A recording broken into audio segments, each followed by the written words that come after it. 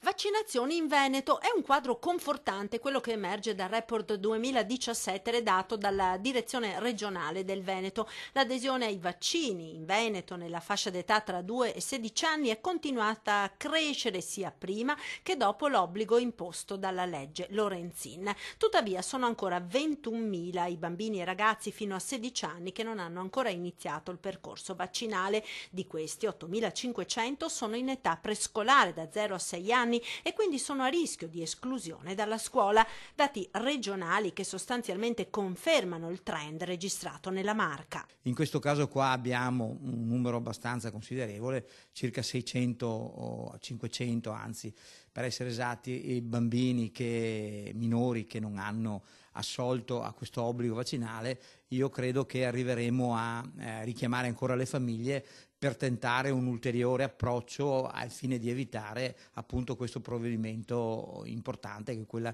della non ammissione a scuola.